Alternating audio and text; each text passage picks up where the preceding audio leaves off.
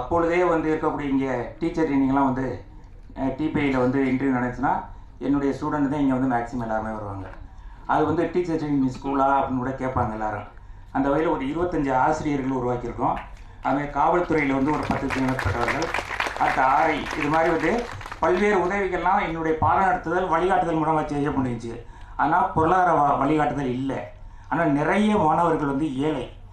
அப்போ ஆரம்பத்தில் வந்து பார்த்தாக்கா ஒருத்தர் 2 பேருக்கு தான் உதவி செய்வாங்க அப்படின்ட்டு ஒரு 4 வருஷத்துக்கு முன்னாடி 2 ஸ்டூடெண்ட்டுக்கு வந்து எழுதி போட்டிருந்தோம்.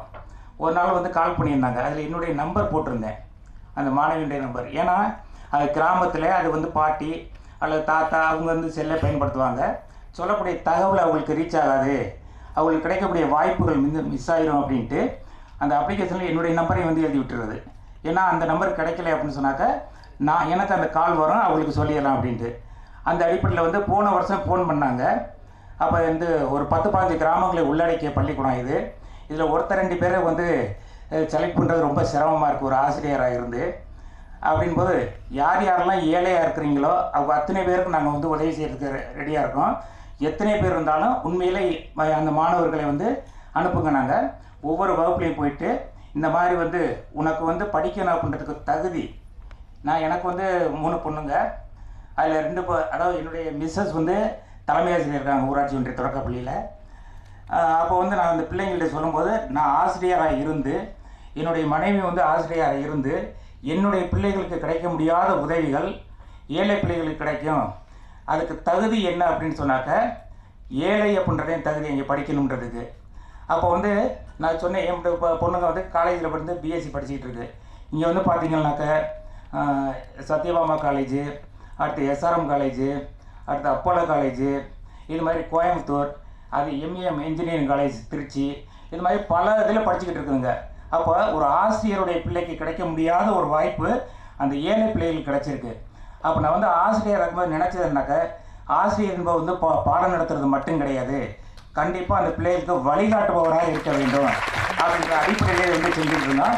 எங்கள் பள்ளிக்கூடத்தை பொறுத்த வரைக்கும் வந்து ஆசிரியருடைய கூட்டு முயற்சி, அடுத்து பெற்றோர் ஆசிரியர்களாம் வந்து பள்ளிக்கூடத்தில் கால் வச்சு பார்த்தாலே அரசு பள்ளியான்னு சொல்லவே முடியாது. அந்தளவுக்கு ஒரு மாற்றத்தை கொண்டு வந்தோம். ஆரம்பத்தில் வந்து சின்ன கீற்று கொட்டையாக இருந்துச்சு, விறுவிறுன்னு வந்து ஏன்னா வந்து அது அங்கே இருக்கக்கூடிய ஆசிரியருடைய முயற்சி, அடுத்து பெற்றோர் ஆசிரியர்களாம், அடுத்து வந்து யார் யாரையெல்லாம் பார்க்கணுமோ எல்லா உதவிகளும் பெற்று இன்றைக்கு மிகப்பெரிய பள்ளியாக வந்து தமிழ்நாட்டில் இருக்குது. கடந்த ஆண்டு வந்து பார்த்தீங்க அப்படின்னு சொன்னாக்க தமிழகத்தினுடைய சிறந்த அரசு பள்ளியாக புதுக்கோட்டை மாவட்டத்தில் வந்து காமராசர் விருது பெற்றிருக்கு அந்த பள்ளிக்கூடம். அங்கே படித்திருக்கக்கூடிய பள்ளிகள் எல்லாம் எப்போ பார்த்தாலும் வந்து கீரமங்கலம் அரசு மாநிலங்கள்னா புதுக்கோட்டையில் வந்து நம்பர் 1 அப்படின்ற அந்த பேரை வாங்கி வச்சுருக்கோம். இதில் வந்து நாங்கள் இந்த மாதிரி வந்து இது நினச்சி கூட நான் பார்க்கல. ஏன் அப்படின்னு சொன்னாக்க இந்த மாதிரி சின்ன சின்ன வந்து வழிகாட்டுதலுக்கு கூட வந்து இவ்வளோ அங்கீகாரம் கிடைக்குதா. நான் திடீர்னு இப்படியெல்லாம் வந்து நடக்க போகிறதுலாம் எனக்கு தெரியாது. இல்லாட்டி என்னுடைய ஃபேமிலியை கூட்டிகிட்டு வந்திருப்பேன், என்னுடைய குழந்தைகள், என்னுடைய வந்து வீட்டுக்காரங்க அவங்கெல்லாம் கூட்டி வந்தனாக்கா ரொம்ப சந்தோஷப்பட்டிருப்பாங்க. நான் இந்தளவுக்கு செய்கிறதுக்கு காரணம் பள்ளிக்கூடத்துக்கு போனால் வீட்டுக்கு வரணும் அப்படின்றத உத்தரவு போட மாட்டாங்க. அடுத்து வந்து பார்த்திங்கன்னா எந்தெந்த பிள்ளைங்க வீட்டில் வந்து போயிட்டு ஏழை பிள்ளைங்களோ அவங்களெலாம் கன்சல்ட் அதாவது கலந்தாய்வு பண்ணி நீங்கள் படிங்க, உங்களுக்கு வந்து நிறைய வாய்ப்புகள் இருக்குது, அது எந்த வகையில் நாங்கள் உருவாக்கி கொடுத்துருவோம் அப்படின்னு ஒரு தன்னம்பிக்கை கொடுத்ததே இருக்குன்னா. கடந்த ஆண்டு வந்து பார்த்திங்கன்னாக்க படித்தது 209 பிள்ளைங்க, ஆனால் 74 பிள்ளைங்க ஏழை பிள்ளைகள் அப்படின்னு கண்டுபிடிச்சி அவங்களுக்கெல்லாம் அப்ளிகேஷன் போட்டு அதையும் மிஸ் ஆகிடக்கூடாதுன்ட்டு ஒரே பார்சலாக வந்து போட்டு அதிலே வந்து 74 அப்ளிகேஷன் வச்சேன். இப்போ என்ன சொல்ல போனாக்க இந்த அப்ளிகேஷன் ஒன்று மிஸ்ஸிங், போன தடவை கொடுக்க முடியல. அது காரணம் வந்து எனக்கு முடிவெடுக்க முடியலை. ஏன்னா அது வந்து மாற்றுத்திறனாளி பொண்ணு, அந்த பொண்ணுக்கு வந்து அவங்களால என்ன உதவி செய்ய முடியும், வெளியில் வந்து படிக்க முடியாதுல்ல. அதனால வந்து பக்கத்தில் படிக்கிற காலேஜில் இருந்துச்சு அந்த உதவி செய்ய முடியும்ன்றது நேற்று அழைப்பு வரவுடனே ஒரு அப்ளிகேஷன் வாங்கிட்டு வந்துட்டேன். எனக்கு மனசுக்குள்ள உறுத்தலாக இருந்துச்சு. ஏன்னா அந்த பொண்ணு வந்து ரொம்ப தடன்னு காலு கையெல்லாம் ஆடிக்கிட்டு இருக்கும். அப்போ அந்த பொண்ணுக்கு வந்து என்ன பண்ணுறது, நம்ம வெளியில் அனுப்ப முடியாது, இப்போ மற்றவங்களுடைய உதவி வேணும் அப்படின்ட்டு நான் அனுப்பாமல் விட்டுட்டேன். நேற்று அந்த தகவல் 2 நாளைக்கு முன்னாடி வச்சு அகரம் ஃபவுண்டேஷன் கூப்பிட்டாங்கன்னு. ஆனால் இந்த மாதிரி இதை நான் நினச்சி கூட பார்க்கல. அதனால் வரும்போது அதை குடும்பம் நான் அப்படின்ட்டு கொண்டு வந்துருக்கேன். பக்கத்து காலேஜ் சேர்ந்தாக்கா அதுக்கு வந்து ஏதாச்சும் உதவி செய்ய முடியும்னாக்க.